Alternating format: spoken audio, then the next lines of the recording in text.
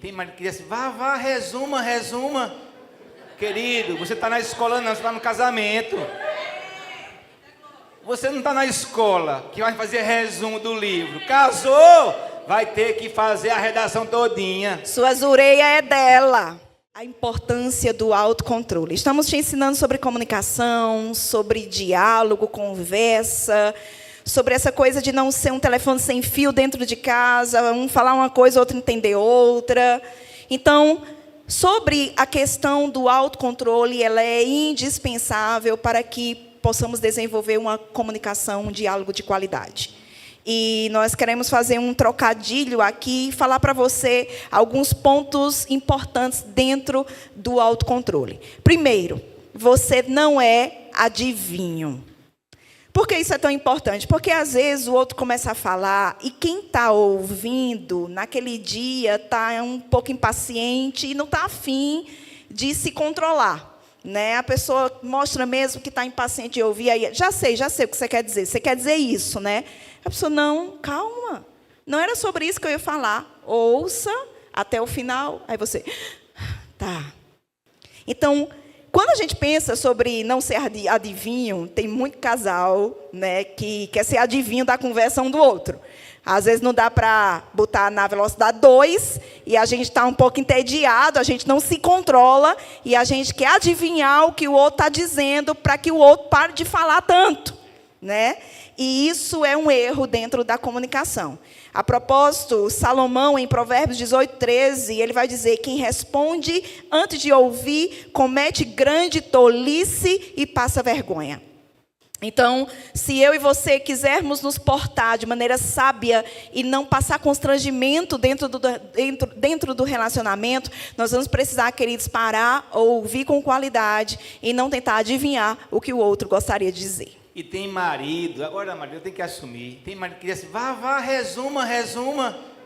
Querido, você está na escola não, você está no casamento. Você não está na escola, que vai fazer resumo do livro. Casou, vai ter que fazer a redação todinha. Suas orelhas é dela.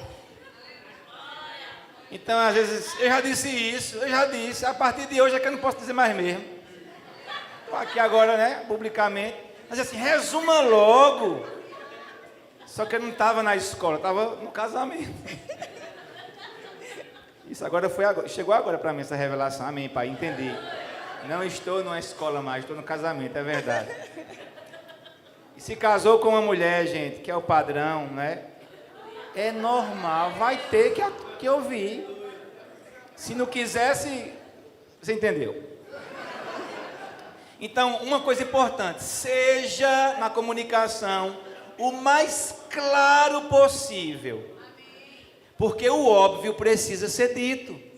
Olhe, pastor Júnior, eu já falei com esse homem 20 vezes. Eis que te digo de mim mesmo. Fale a 21ª, a 20ª. Persevera, irmã, persevera. Porque agora você vai ter que falar a mesma coisa até que ele venha. É até o tema da conferência. Até quando? Até que Jesus volte ou um dos dois morra. E se conforme, porque tem gente que só vai mudar quando perceber que um dia vai morrer. E vai dizer, rapaz, eu vou mudar. Eu vou melhorar para essa mulher, não quero mais fazer ela sofrer, não. Eu vou melhorar para esse homem. Tem coisas que vamos ter que repetir várias vezes, até que o outro caia em si. Dentro ainda desse autocontrole, a gente precisa te lembrar que conversa requer um equilíbrio entre falar e ouvir.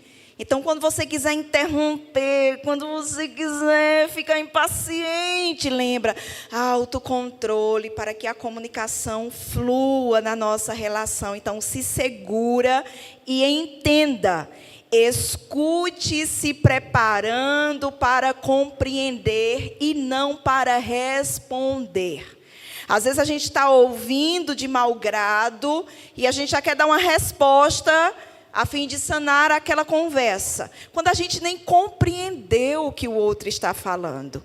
Então, por isso, queridos, escute se preparando para compreender e não somente para responder. Aqui também temos um conselho de Tiago, capítulo 1, verso 19. Quando Tiago diz o seguinte: entendam isto, meus irmãos, e casais da oficina, né, nos dias de hoje. Estejam todos prontos para ouvir. Prontos para quê? Ouvir. Prontos para quê?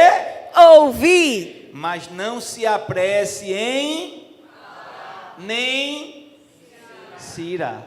Então nós precisamos estar prontos. Então, já falei isso aqui, esteja presente na conversa e não apenas de corpo presente.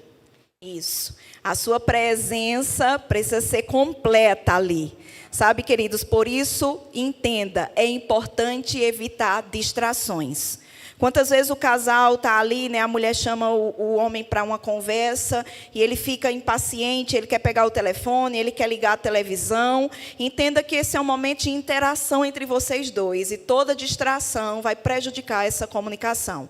Por isso, exerça o autocontrole, mesmo que você queira pegar o telefone, mesmo que você queira ligar a televisão, mesmo que você queira se distrair naquela conversa, volta a sua atenção para aquilo que está sendo dito, porque disso depende o sucesso desse diálogo.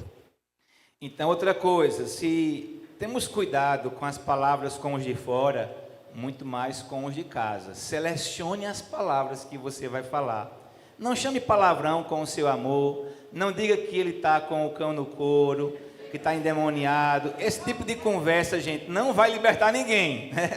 Não vai atrair ninguém, não vai estimular ninguém. Então, cuidado com as palavras. Interessante, né? Que às vezes a gente está diante de um patrão e você quer dar aquela resposta no patrão. Você está diante de um cliente e você quer dar aquela resposta naquele cliente chato, mas você se segura. Cata suas melhores palavras, respira 1000 vezes, assopra, conta, para tirar a melhor palavra que você tem para dar naquela situação. Então, por que não fazer isso com a pessoa que nós amamos?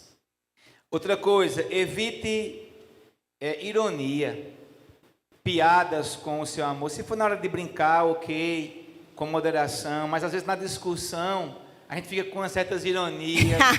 Eu te conheço. Tu quer falar isso para mim? Quê? E há agora um desprezo. A gente tem que ter muito cuidado com isso, para não ironizar. Evite também acumular assuntos, porque tem casal que, se não tiver cuidado, eles não resolvem uma situação, aí daqui a uma semana tem um desentendimento por causa do cachorro e a conversa termina lá no dia do casamento. Porque naquele dia que eu estava no orelhão... A sua mãe disse que o meu vestido não estava bonito, eu me lembro como se fosse hoje. Por isso que estamos vivendo isso. A gente começa a ir lá no passado, situações, e vomitamos coisas passadas agora que não tinha nada a ver com o problema atual. Então não acumulem essas coisas, acumule dinheiro. Então, mesmo que você tenha aquela lembrança de algo que aconteceu e você tenha vontade de jogar aquilo na mesa naquele momento, lembra, você quer um diálogo, você quer uma solução e não um problema.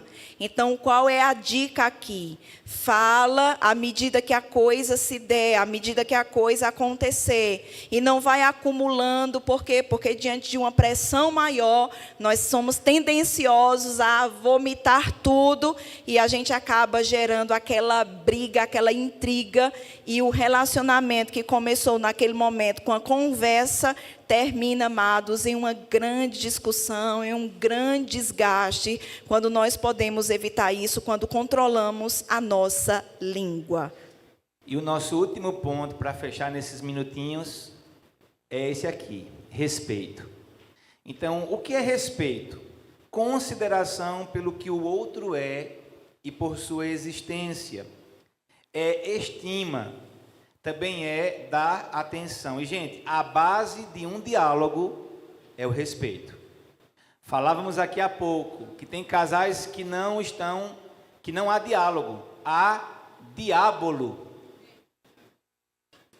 Quando começa um desentendimento, não há mais uma conversa. Agora é maldição para lá e maldição para cá.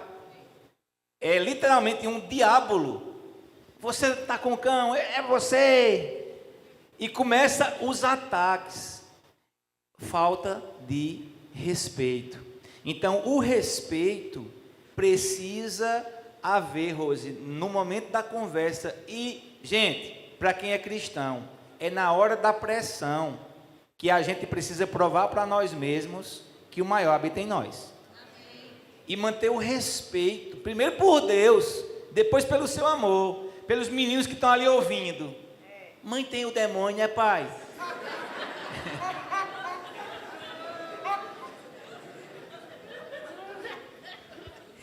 Ai, meu Deus do céu. Queridos, isso é muito sério. Às vezes há um desrespeito tão grande. E sabe, deixa eu te perguntar um negócio. Pensa aí no que você responderia diante disso. Medita um tiquinho aí nesse negócio aqui.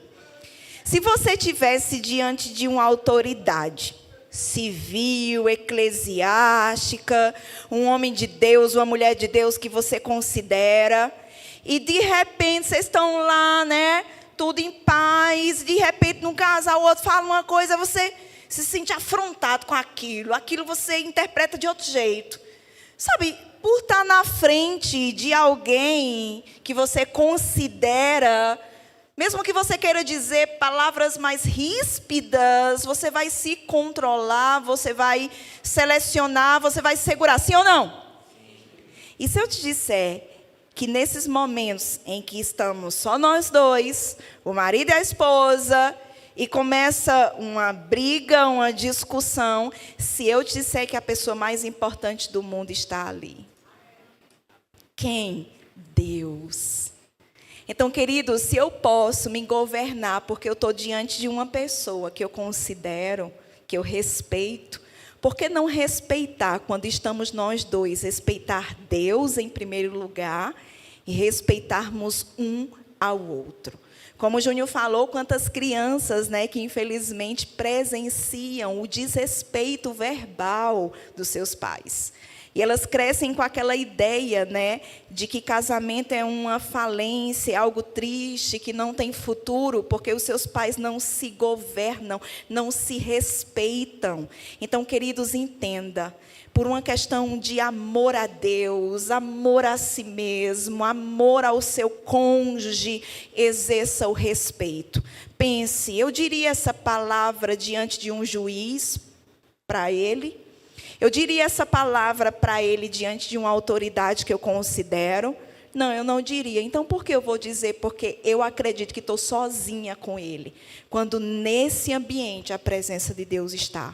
Então, os olhos do Senhor, queridos, estão em todos os lugares, e Ele nos vê.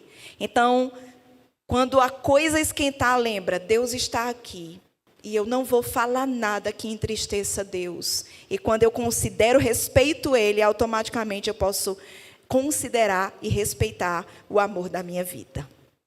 Então, para fechar, Provérbios 18, 21 diz: a língua tem poder para trazer a morte ou a vida. Quem gosta de falar cará com as consequências. Mas olha o que ele fala, que a nossa palavra tem poder para trazer morte ou vida. Também queria ler Eclesiastes, que é o vizinho, capítulo 10, verso 12. Um dos textos também mais importantes de hoje diz: as palavras do sábio trazem aprovação, mas o tolo é destruído por aquilo que ele mesmo diz. Então, as minhas palavras podem trazer destruição, e palavras podem machucar ou curar casais, como também palavras podem dar vida ou gerar morte. Então, perceba, a comunicação não é uma opção para um casal, é uma necessidade, e por isso estamos aqui hoje, inspirando o nosso coração a trabalhar a comunicação. Amém?